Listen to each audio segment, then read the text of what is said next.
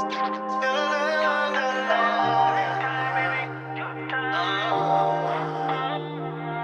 know I'ma come through, babe. It's just you at home, girl, so what I guess now come through, girl. She just wanna stay up late to the sun, yeah. Bands and grits in the morning. Give me that cake when I want it. Bars like bacon in the oven, yeah, yeah. Good time, this ain't no V-line, but I spend every time I turn off the lights, you wanna see it rewind. I'm at the deep end, I'm about to new stars, yeah. Real glass, I can buy you diamonds, you know I'm in my bag. Girl, this ain't no party, you know it's a kickback. Lift that. Show me how you move, yeah. I might want you, I might do you, move like you need to. Yeah, I need some exclusive, that's that brand new. Big body Benz, I'm driving. Switch gears for me when you ride. I put you in park so you keep low mileage. Get back from my cutie. Wanna make you feel your best when I'm with you. Nowadays with a bad broken eye, and I'm in this girl that just showing it all. You already know that I'm more than involved. Whip gang, guarantee I had them all. That was before. Good time, this ain't no V-line, but I spend every time I turn off the lights, you wanna see it rewind. I'm at the deep end, I'm about to new stars, yeah. Real glass, I can buy you diamonds, you know I'm in my bag. Girl, this ain't no party, you know it's a kickback. Lift that. Show me how you move, yeah. I might want you, I might do you, move like you need to. Yeah, I need some exclusive, that's that brand new. Big body Benz, I'm driving. Switch gears for me when you ride. I put you in park so you keep low mileage. You know I like a challenge. That's a big body Benz I'm driving. I'm trying to get you up, get on the highway. I want a picture. Show me how you move, yeah. I might want you, I might do you, move like you need to. Yeah, I need some exclusive, that's that brand new. Big body Benz, I'm driving. Switch gears for me when you ride. I put you in park so you keep low mileage. Keep low mileage. Keep this some exclusive. Keep low mileage. I put you in park so you keep low mileage. Low mileage.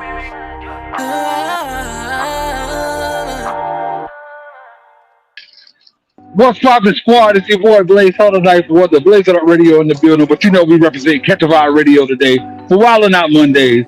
We got the homie Michael Keith from 112 in the building, baby. What's poppin', homie? Man, I can't call it, bro. I might spoil it. What's going on with you? Man, I'm good.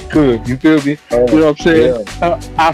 You know what I'm saying? I'm getting to a place in my life where I just want to appreciate life in the little things and not be upset by things like technology. You know what I'm saying? Right, man. It's something about this damn technology, man. It just, you know what I mean? Yeah. You know, we got to.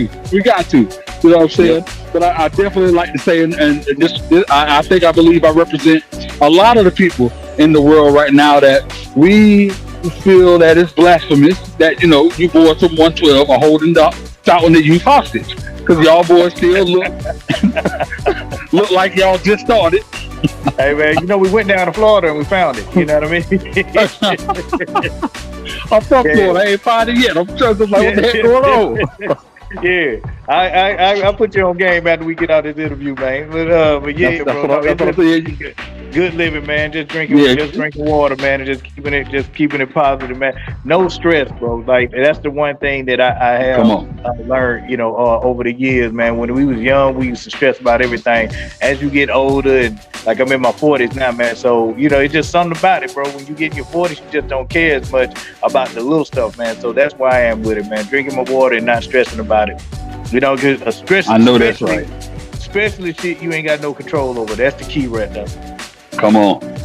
I know that's right. And those things I'll be having to remind myself all the time. It's crazy because I get advice. I'm the best of them in giving them that advice. Tell them not do this, do that. But then it's the look when that thing hit me.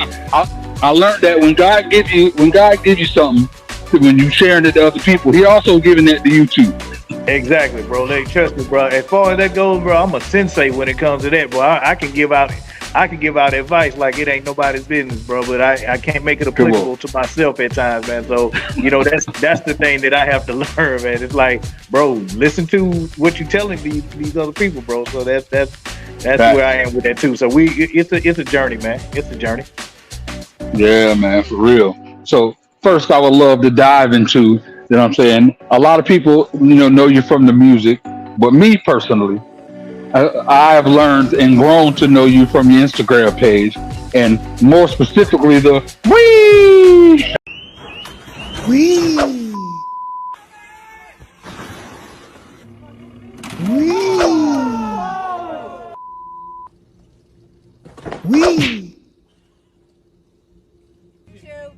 Wee.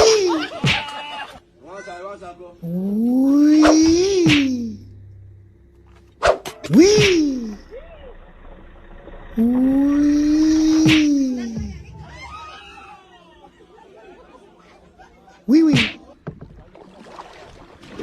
Wee. We got a problem in here. Oh, I don't know what that is.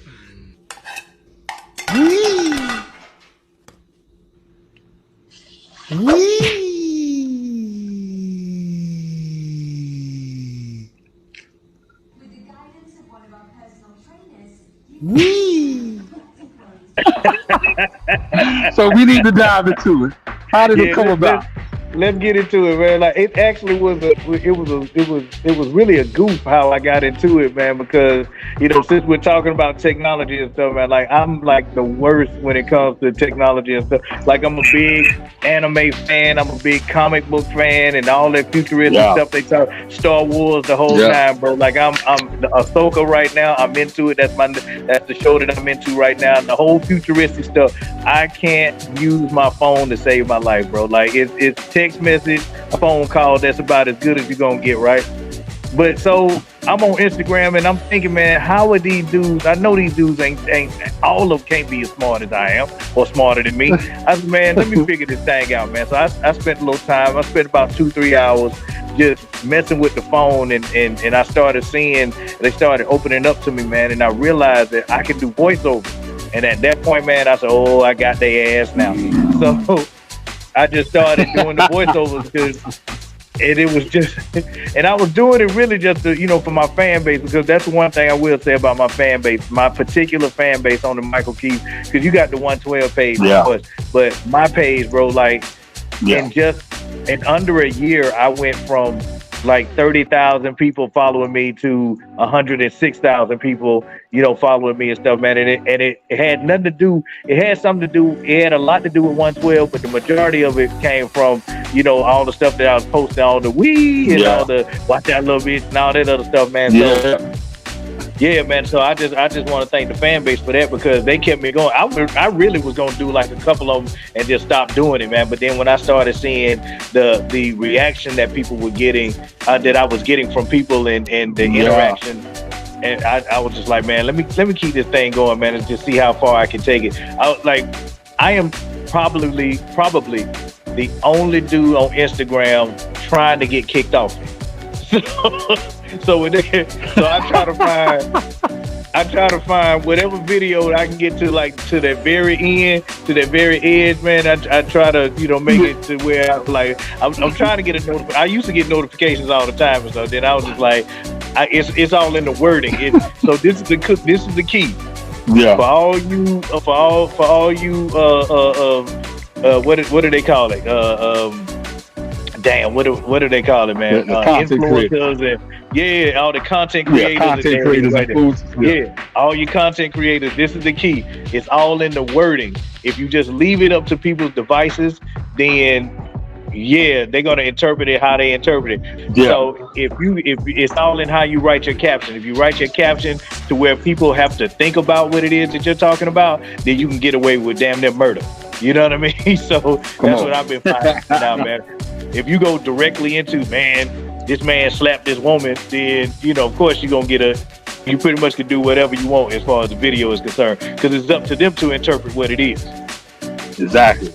And it's crazy because I was doing this to mess around and to play around and stuff. Like in no way, shape, form, or fashion was I trying to monetize this or just make this into some kind of empire or anything like that, man. It just started having a life of its own. And I'm not saying that it's there now, but it's like it's just starting to have a life of its own, to where I'm sure that if I was really to press the button on this stuff and make it into something big, man, then I think that it could really do something special, man. But I'm just so focused on 112 and the touring and stuff like that, man. Like I'm just doing this until it becomes a job. Once it becomes a job, I'm gonna lose interest in it. I already know it. Exactly. You know what I mean? So yeah, exactly. I love this. This is what I love doing. I love singing. I love making people laugh and stuff, man. So the minute that it becomes a job, then that's when I'm gonna be like, man, I don't want to do this shit no more. But yeah, that's where that came from, bro. It like I said, it was just me messing around on my phone, and then I found out how to do voiceovers, and at that point, it was a wrap. Yo, we offer a 1-month radio rotation on Catch a Vibe Radio. Your single Spun in the Club by DJ P-Town and DJ Chuck Fresh. And also an interview on Catch a Vibe Radio with your boy Blaze Hunter Ninth Wonder. And that ain't all. Also, you're going to get radio play on Blaze It Up Radio. 6 plays a day and be added to the mainstream and independent power mix. 7 plays on Catch a Vibe. 6 plays on Blaze It Up. 2 plays in the club. You can't miss it, man. All for the amazing price of $150. Now stop playing. Yeah, it's crazy how some of those the things that you begin to do come by mistake. I always clown people. I didn't clown people, but I always was like, I don't understand why people do the whole take pictures of their food video or their food type thing or whatever. Right. But there was a situation where my baby sister, she finally cooked her first meal. She did a thing. She had chicken. My baby sister did a thing. So I was like, I'm showing off. I got the IG.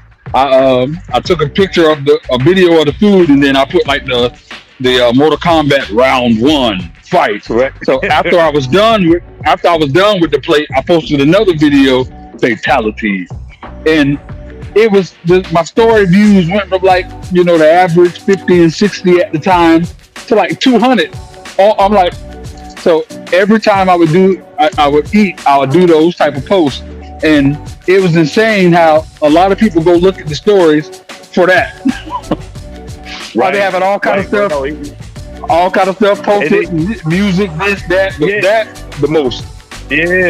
Yeah, man, and it's funny how you had this plan of attack, right? You think that, I'm gonna do this kind of content, and I know I'm gonna get these kind of views and all this other stuff, and it'd be the craziest thing that you're not even thinking about. Exactly. That's what people gravitate toward. In no way, shape, form, or fashion did I think that me going wee was gonna make people.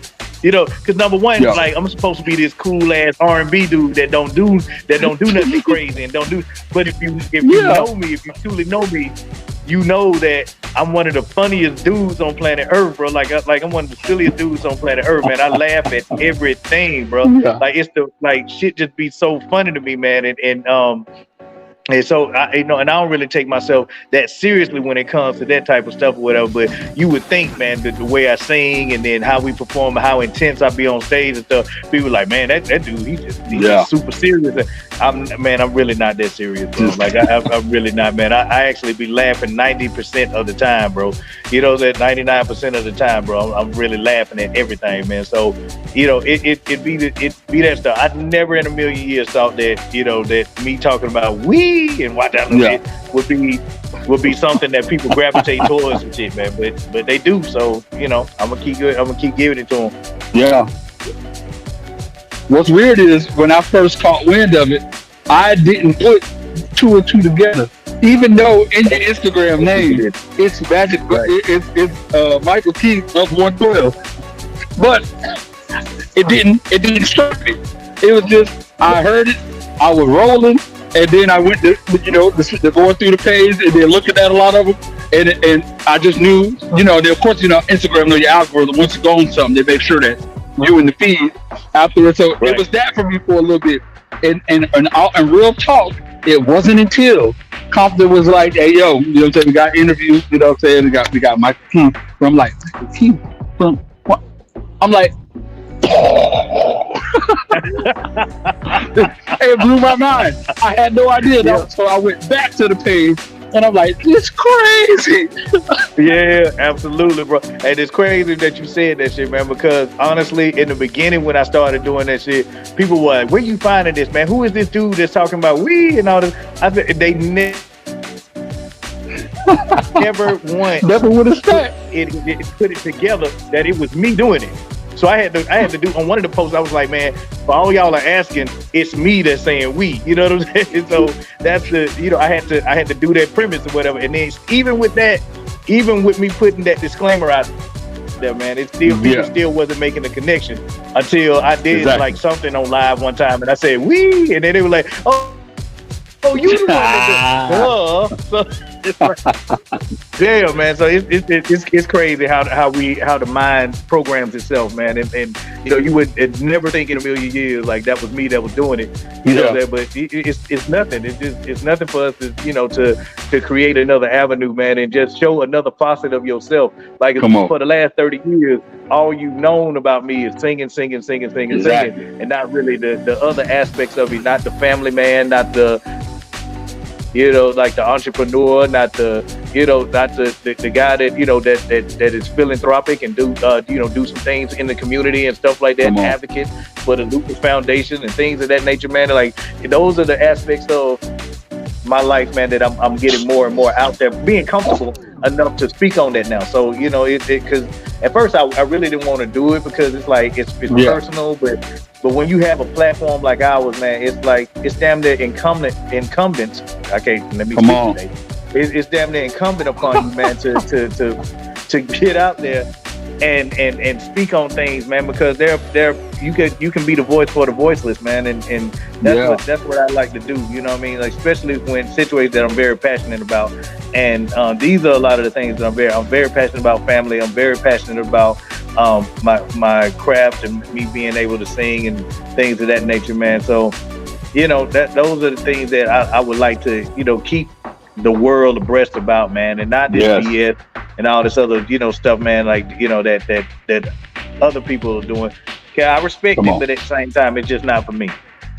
Yeah, same, man. I gotta dive right into the lupus, because, you know, for everybody who knows my platform, the fan base of me, they understand that I am living with lupus, and I've been using my platform to advocate for it. You know, I go to the different lupus walks that they have. I got one to go to in November. You know what I'm saying, using the platform. So let's dive into that, and how you an advocate for the lupus, like in what way, just fill us in. Okay, absolutely. So about 20 years ago, my mother found out that she had lupus. And, you know, 20 years ago, man, like, it's nowhere near as far as the information that you have now. And it's still a mystery to a lot of people.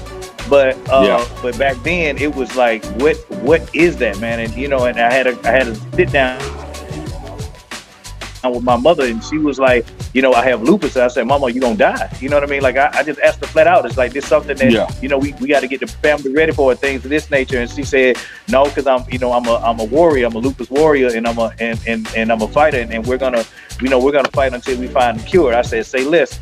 I just need your permission to speak on it, because when people ask me why am I so passionate about it, I need to let them know that the reason why I'm so motivated to do this is because of you. Yeah.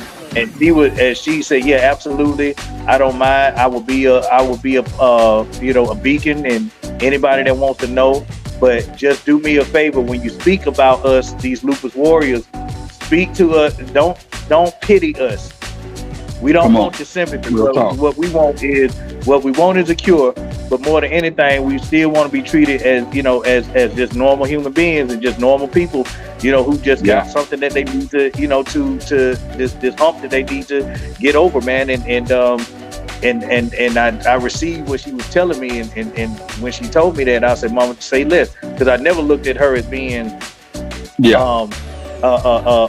anybody weak anyway. You know, that my mother's one of the strongest people that, you know, I know. You know, she raised four of us on our own, you know, pretty much. You know what I mean? Well, definitely without a father figure there, you know, so she, you know, was one of the strongest people, like my rock growing up or whatever, man. So I couldn't see her in any other light other than being strong. So, you know, that was easy for me to go out and advocate and just let her know, like using my platform, that, hey, these people do not want your sympathy. They don't want to be considered full of living life or whatever like that. But what they do want is for us to be aware that, you know, lupus is something very serious, and it attacks the major organs in the body, and, you know, so some days you're not gonna be feeling, you know, like you want to be, you know, like you want to deal with anybody, let alone, you know, lupus or whatever. So, you know, it's just being mindful of what's going on in that person, knowing that person, and being mindful of what's that person's going through. And, you know, and I had to learn that from her, because we demand so much from our mother, being she's a registered nurse as well. So, you know, it's nothing for the family to call her, Cheryl, what's going on with this? Cheryl, what's going on with that? And it's like, man, sometimes you just got to leave her alone and just let her have her day, man, where she, you know, so she's because she's going through it. You know what I mean? Like, she's on the milder end of it, if you can say that. On the milder end, she does get the butterfly rash at times. Yeah. But for the most part, you know, she takes a ton of medication, man. You know, a daily, bro. And I'm watching her just doing all this stuff, and I'm like, man, she's stronger than anybody, because, bro, I don't know if it was me, man. I don't know if I'd be able to do all of that. You know what I mean? But that's the reason why. You know, the matriarch of our family and stuff, man, and I want to do everything I can to make sure that she knows that, you know, that she's appreciated and she's loved, and she is you know, just someone who I can advocate for. You know what I mean? So that's where I am with it, man. Like, you know, it's a debilitating disease, man, and it can you know, it is taking out a lot of people, man. But I know a lot of people who has fought through it and is still fighting it to this day, man. And I just commend them for doing it. Yeah, man. It is extremely hard when it's at its worst.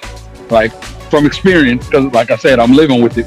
It's extremely hard when it's at its worst, and there's so many sucky things about it. Number one, obviously, you know, the butterfly rashes.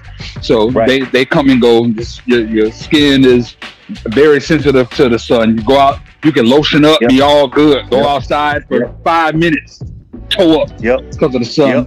You know what I mean? There's the out of nowhere aches and pains. You catch sicknesses real quick. Picking up my nephew, hey nephew, he sniffed. I'm like, dang. Next day, you think I got COVID? How sick I am. You know what I'm saying? So it's crazy, but in all honesty, for me and my life, as crazy as it sounds, it's been a blessing in disguise. Having it, and number one, that has made me stronger to help fight to find a cure and things of this nature. But it has put me in a place to be able to inspire others that have it, especially men, because, you know, there's a stat that only 10% of the lupus population are men. So I've learned over the last year and a half that a lot of men who have it are afraid to come forward. A lot of them dealing with mental illness issues because they're like, oh, this is a woman's disease and I got it, and they feel less than. And I've spoken to a lot of men, and like, there's no shame in, you know, you feel me? And I've grown a family and that form, you know, and then once the platform built, me and my mom, we have a children's ebook company called Book Jams, and one of the books that we just created is called Lupus Warrior, and the story, like all of our stories are obviously targeted at kids, so we love coming from the kids' perspective. So we made it from our little sister's perspective, her seeing me battling lupus, but in her mind, it's I'm a superhero fighting bad guys, and the bad guys are the inflammation and the the pain and things of that nature. You know, and then all the things that help me fight it off. Yeah, bro, it's crazy. You know, and it's a crazy journey, and Like, so speaking of that crazy journey, so obviously one of the things with lupus is the weakened immune system. Like, how was that time period once once the pandemic came, you know, knowing that, you know, your mom is now in that percentage of people who can catch anything quick. Like, what was that time period like, the preparation, things of that nature? Man, it was very scary for us because, like I said, like, you know, my mother being a registered nurse, she was one of the front line people during the pandemic. Like, still had to go to work and still had to be around all that, man. And we're like, Mama, you already have a compromised immune system. What do you mean that you have to go to, you know, you have to go to work with her? She said, Michael, I gotta go. Like, that's my job. Like, these people, you know, depend on me or whatever. So it was just amazing to see, like, how she was, this laser focus that she had, man, about getting the job done, man. And I just commend her for that because, like, again, man, like, if I had my, right, it's crazy, right? Because if I had my way, she wouldn't have went to work. But she said, Michael, I have to. I mean, this is my job. I mean, in addition to me having to, you know, pay these bills and stuff, you know, these people depend on me or whatever. So we just, it was a lot of prayer, bro. I couldn't see my mother for about, I want to say at least 4 months because I caught lupus. Like, I mean, not lupus, COVID. I'm sorry. I caught COVID. Back in 2020 when there was no vaccine. So I had to steer clear of my grandmother because my grandmother's a diabetic. My mother has lupus. A lot of my family members have diabetic and all these underlying conditions, and we just didn't know what the hell was going on with COVID. So it was best. I said, look, I had the real deal Holyfield, the first version of COVID, bro. So and it almost took me out. So I just, you know, it was just real crazy how, you know, it was how isolated you have to be. So I understood for a split second what you guys have to deal with daily, you know, because of the isolation, because of the inflammation of the body and the things of that nature, man, and the feeling of the vulnerability, man, because I couldn't do shit, bro. Like, I could not move, I couldn't do nothing, I couldn't eat, I couldn't drink, I couldn't do nothing. So just to know that that's a small sample size of what my mother has to endure, you know, and has endured for the last 20 years, bro. It's just amazing to me, man. Like, but it was a very scary time for us, man, because of her immunocompromised, you know, situation that she has, man. And but it was a lot of prayer. It was a lot of catching up, keeping up with them, just making, hey, mama, just checking and make sure you need anything. Are you good? Yada yada yada. You know what I mean? And we just kept it going like that. Thank God she never caught COVID. And we were good, bro. Like, I refuse to be the one. I was like, man, look, I'll see y'all where I see y'all, but what I ain't gonna do is be around y'all. And I have a inkling of COVID around me, bro. Like, and then with us being out on the road and stuff too, man, like, we're around a whole lot of people. You just never know, man. I like to isolate myself right now anyway, especially with COVID on the rise again. Whenever we do a show, I just stay away from everybody for a couple of, at least 5 days, you know, before I you know, try to get around my grandmother and my mother, whatever, only because I know that they have these underlying conditions and stuff, man. So it's crazy. We living in crazy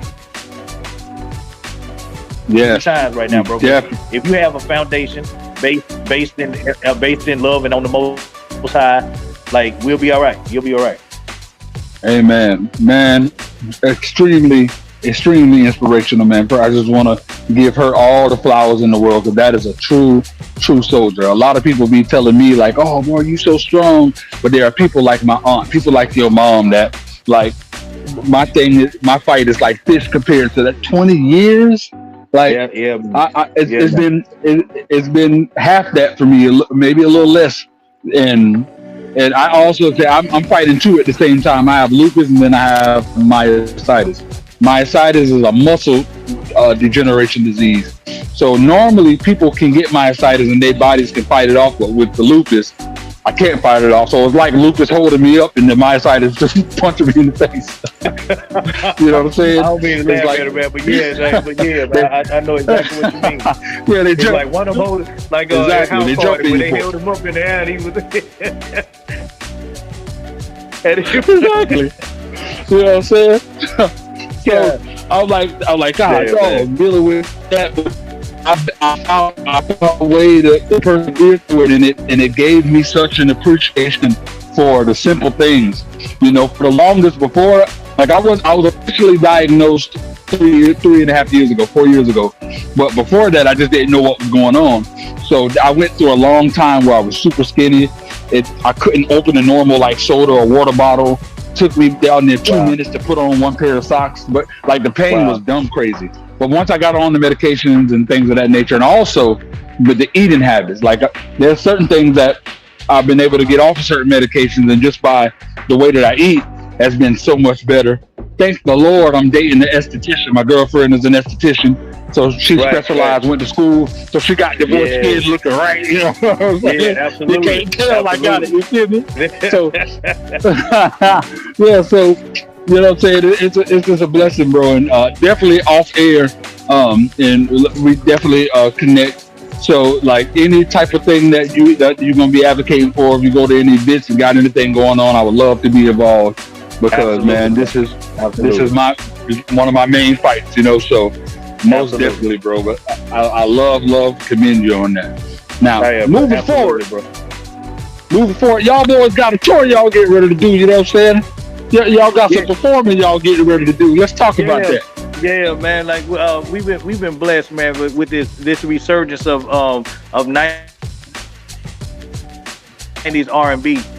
Like, come on. I don't know what happened. Well, I do know what happened. I don't want to sound negative, man, with all this positive we just got finished talking about. But there's something to be said about having classic hits, bro. And right now, with the music industry, there's not a lot of classic hits. There's not a lot of music that you can listen to now. You're gonna say 20 years from now, I'm gonna remember that. You know what I mean? Like it was in my era. So with that being said, there's been a resurgence of that 90s music. And my guy Sam Brown, he's a promoter for this tour that we've been on for the last 4 years. And he's a genius, bro, because he figured it out. Instead of all of us out here trying to find this one tour to jump on, Silk over here, 112 over here, Next over here, Escape over here, let's combine all of that, man, and let's just make it one R&B tour where we're all just highlighting New Hill as well, and we're just highlighting all the 90s and just reminiscing and going back to a time that we love, as well as our fan base love, man, because it's nothing like those 90s, man. Like 80s, we had our run. The 70s, we had our run, and we are responsible for a lot of these music genres that a lot of people, take for granted today. But that 90s music, man, it was something about it. It was something real special, man. And so for global events to be able to keep this tour going the way that it has for the last 4 years, where we're coming out doing the same venues like 2 and 3 times, man, a year. And it just goes to show how there is a lack of that classic feeling of this music for now. And in the past, it's like that reminiscing, man. It's like our music takes it back to where you was, man, back in 96 and 97 and 98, what you were doing, what you weren't supposed to be doing. And, it was a great time. And it was a great time in music, man. And so I thank everybody, man. I thank the new wave for not having these classic hits. and I thank the old school, man, for having those classic hits. That we're able to go out and tour together, man. And and I'm messing around, of course. There's a lot of great artists out right now. There's a lot of great new artists as well. But it's just something about that 90s music, man, that's just really special, and people I know just what it gravitate is. towards it. Hey, look, I know what it is about these new cats these days. I know what it is. They ain't begging no more. They're too proud to beg. You feel me? Hey, man, ain't nobody cry. These dudes that, like now they think they too cool for school. You know what I'm saying? They want to be rappers. So that's how they are with their females. If you listen to the music back then, hey, all y'all want to do is talk. Baby, please talk to me. They slip with cry. Exactly. You feel me? You know what I'm saying? Exactly, bro. Exactly. The female want to know that they want it. Exactly. They ain't doing that no more, man. Exactly. Back then, bro, we were not afraid to cry, bro. We were not afraid to let a woman know how we felt. And I think honestly, man, it's a referendum on what's going on in the world today. It's like so few of us are willing to be vulnerable and expose ourselves, man. And you know, and that even goes into men's health and mental health and things of that nature, man. Yes. But back in the 90s, bro, like I know we playing around with them, but it's really serious, bro. Like the 90s, we were willing to be vulnerable and to sacrifice and to tell a woman how much they love them and stuff. And like you said, you touched on it. The rappers want to be singers, and the singers want to be rappers right now, man. Everybody want to be too cool for school, and now you got it to where the women don't even want to do their bigs now. You know what I mean? Like some women want to be called out of their name, and it's the craziest thing, bro. You know what I'm saying? Crazy.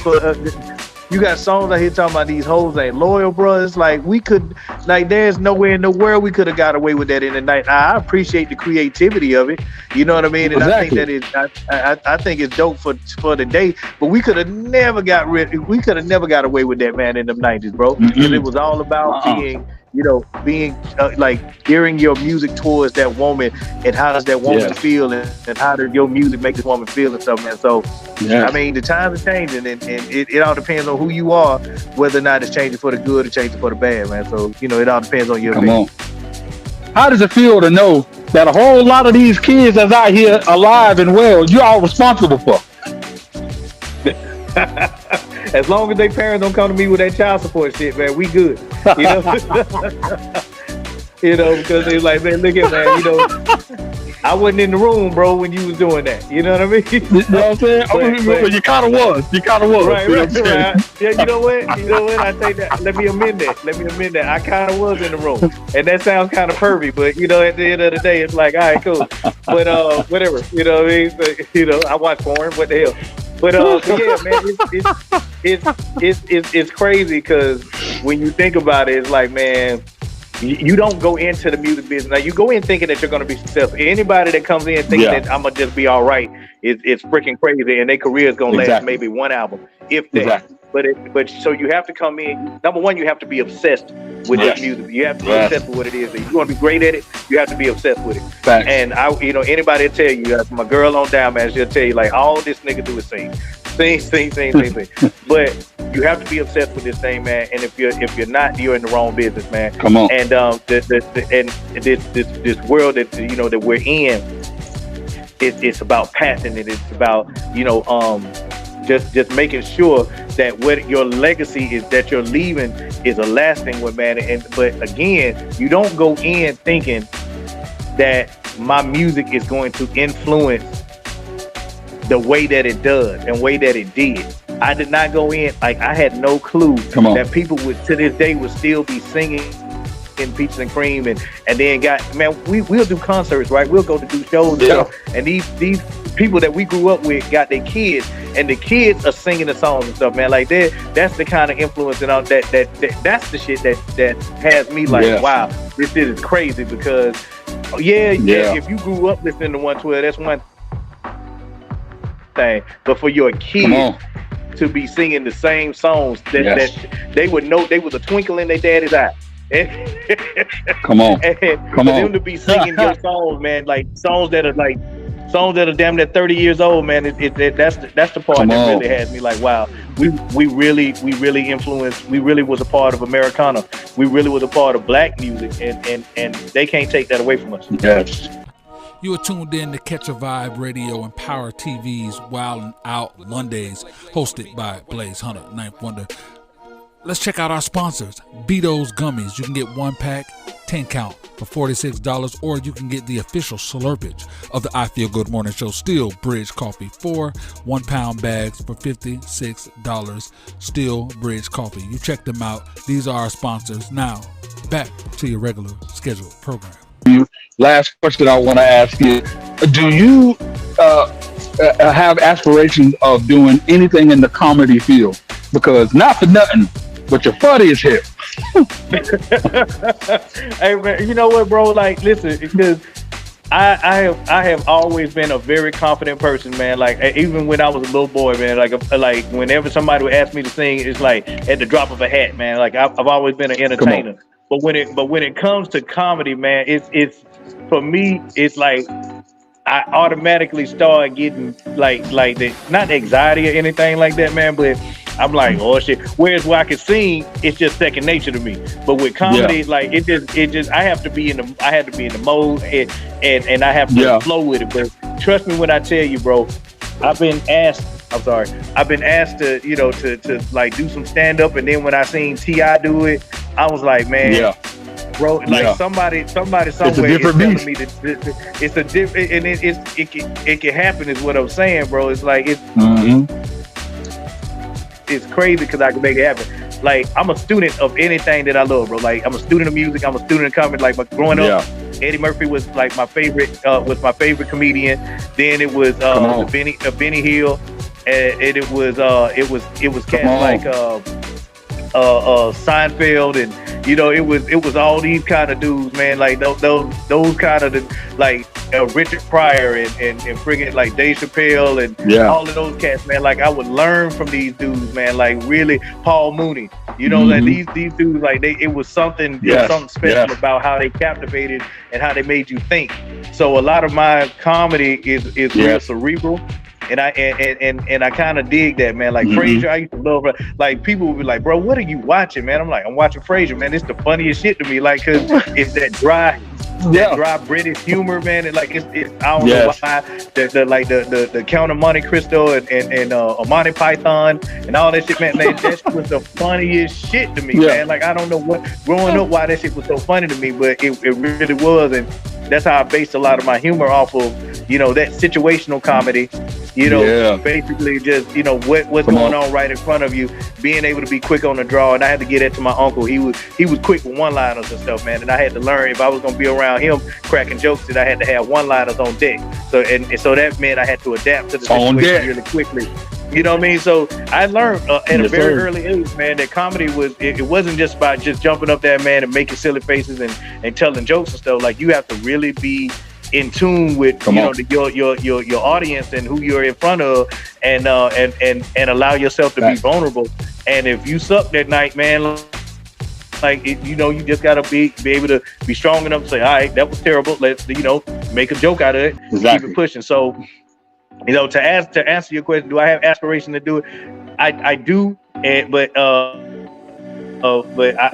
I definitely want to make sure that I respect the game, and I want to actually be mentored by some comedians who've been doing it for 20, 30, 40 years, you know, who could like kind of guide me into it and stuff like that, man, as opposed to me just jumping out there. I could do it. I could jump out there, man. You know, it's nothing for you to go to, you know, the Comedy Store out there in LA and just jump up there on the mic. You know, they had open mic or whatever. But, you know, I wanted to be special. I wanted to be, you know, something really special and stuff, man. And because, you know, I feel like I have that kind of gift, man. But I don't know, man. It's just one day I'm gonna just say screw it, and I'm gonna just do it one day, man. And we'll just see what happens. At least I can say I jumped on stage and I did it. I heard. Matter of fact, I think I heard T-Pain did it one time as well. And they said he killed it. They said he killed it.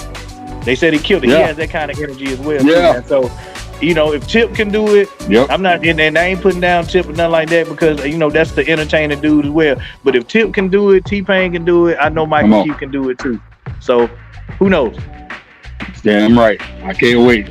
All I know is whenever it is that you're ready to do it, we're going to be in contact. You best believe. So every time I see you post something new, I'm all on it. You're going to see me all in your comments. Yeah, I'm there. You know, I'm there in some of them already anyways. You really don't see it now. Exactly. But and man, then I figure like thank you so much, bro. I thank you so much for the time, dude. Hey man, absolutely, bro. And I figure like as far as that comedy goes, if I fuck up, I can always start singing. So I got an exit strategy for your ass, bro. Like, I know that's right. I know I can do that. I'll get up out of there with some applause, bro. You know what I mean? So it's nothing. But no, I appreciate you, man. I appreciate the time. And you know, let me run my mouth, man, and you know, and of course, anytime that we get to talk about lupus and advocating for that, man. So I had no idea you had lupus, bro. So therein lies another connection. So yeah, man. We'll be in Florida next in October. You know, if you're in that Tampa area, bro, you want to, yeah. So, you know what I'm saying? Like, I'm gonna give you my number afterwards, bro, and then we'll chop it up after that, bro. Yes. But it's been awesome. Definitely. I appreciate it, man. Thank you. And all your fan base too. Your family, find me, man, on Michael Keefer 112 on Instagram, bro. If you want to laugh at some crazy shit, follow me on Michael Keefer 112, man. You know, I ain't doing nothing but just trying to make you laugh, man. That's it. Absolutely hilarious, ladies and gentlemen. This is your boy Blaze Hunter Night for the Catch a Vibe Radio. We in the building. That's Magic Mike right there. You feel me? The real Magic Mike. Michael Keefe, 112, baby. We out this 112, baby. 112. You know I'ma come through, girl. It's just you at home, girl. So what I guess now come through, girl. She just wanna stay up late to the sun in. Reds and grits in the morning. Give me that cake when I want it. Bars like bacon in the oven. Yeah. Good time. This ain't no V-line, but I spend every time. I turn off the lights, you wanna see it rewind. I'm at the deep end, I'm about to new stars. Yeah. Real class, I can buy you diamonds, you know I'm in my bag. Girl, this ain't no party, you know it's a kickback. Lift that. Show me how you move.